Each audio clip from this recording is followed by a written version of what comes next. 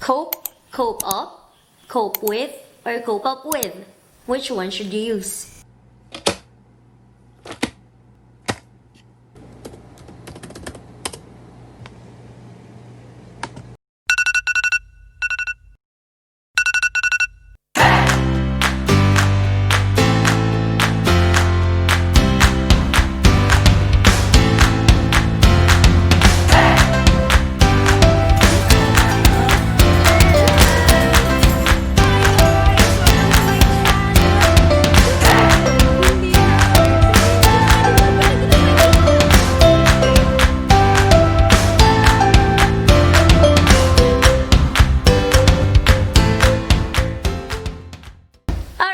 Let's start by defining the word cope. Cope is an intransitive verb meaning to deal with and attempt to overcome problems and difficulties, and often used with the word with. And I'm telling you guys, if that's what you're trying to say, the word cope is enough. I was able to cope, or I can finally cope, or I can't cope. Okay na yon. The word cope is enough. Now, what about cope up? What does it mean? Actually, guys, informal yung cope up. I think whenever people say cope up, they're actually trying to say keep up. And what does keep up mean? It means to persist or persevere in something. For example, keep up the good work, or keep up the great performance. If you're trying to nitpick details and you're dealing with standardized exams, scholarly articles, cope up, it's not gonna work. So, whenever you find yourself tempted to say cope up, sipin nyo muna mabuti, what are you actually trying to say?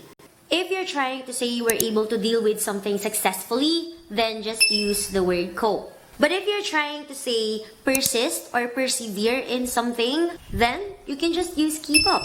What about cope with? Now, this is what we use whenever we want to specifically say what is it that we're trying to cope. For example, it's so difficult to cope with the changing times. We're gonna use cope with the word with if we're trying to say specifically what is it that we are trying to cope with. Now, what about cope up with? Cope up with is actually super, how do I say it? Ito yung pang-trigger sa mga grammar teachers. Ito yung tipong, kung gusto nyong inisin yung English teacher ninyo, sabihin ninyo, I can't cope up with this. If saying cope up is already an X, saying cope up with is a double X. Kumbaga, alam niyo yung double dead. Please don't say cope up with. Please don't. Whenever people say cope up with, I think they're actually trying to say keep up with. So here we go again. Maybe we're just getting confused with these words, with these terms. You can say keep up. You can say keep up with. But you don't say cope up and cope up with. These words, these verbs, they have their own uses. They have their own place, their proper place in the English language. So use them correctly.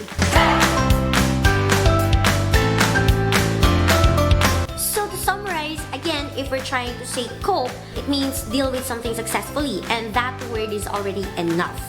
If you want to say cope up, think again. Maybe you're actually trying to say keep up. If you say cope with, then you have to mention what is it exactly that you are trying to cope with. And whenever you're tempted to say cope up with, think again. Maybe you're trying to say keep up with, because you don't say cope up with.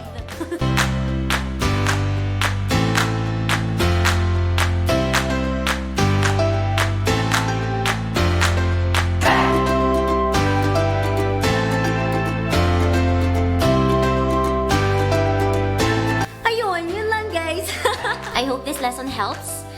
And if you like this video, don't forget to give it a big thumbs up. And of course, don't forget to subscribe to my channel. The subscribe button is right there. Thank you so much, and may you have a day filled with rainbows, butterflies, and unicorns. Bye!